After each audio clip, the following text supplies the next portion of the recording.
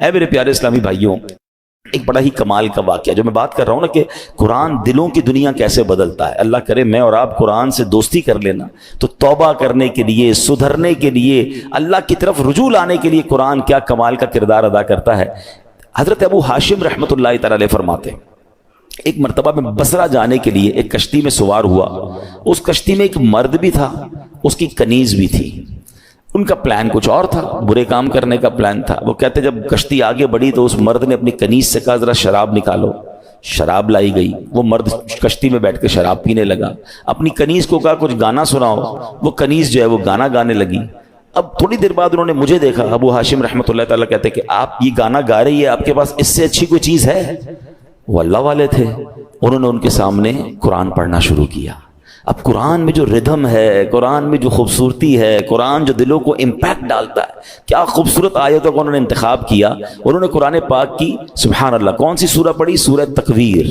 یہ ہلا دیتی ہے سورت اگر سمجھ کے پڑھے نا بندہ کہ جس میں کس طرح قیامت کا رب نے بیان کیا. 30ویں پارے میں یہ سورت ہے. آپ نے تلاوت شروع کر دی اذا الشمس کورت وَإِذَا النُّجُومُ انْكَدَرَتْ وَإِذَا الْجِبَالُ سُيِّرَتْ. ترجمہ کیا ہے اس کا؟ جب سورج کو لپیٹ دیا جائے گا اور جب تارے جھڑ پڑیں گے اور جب پہاڑ چلائے جائیں گے. ان آیات کو سن کر وہ شخص رونے لگا. جو شراب پی رہا تھا وہ فوراً کپ کپی طاری ہو گئی، رونے لگا.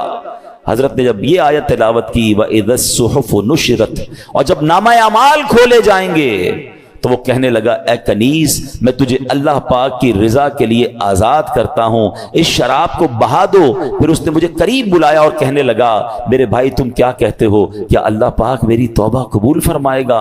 اللہ اکبر. اللہ والے تھے. کیا جواب بھی قرآن سے ہی دیا اور قرآن کی وہ آیت تلاوت کی ان اللہ یحب التوابین ویحب المتطہرین. سبحان اللہ. ترجمہ کنز العرفان بے شک اللہ بہت توبہ کرنے والوں سے محبت فرماتا ہے اور خوب صاف ستھرے رہنے والوں کو پسند فرماتا ہے.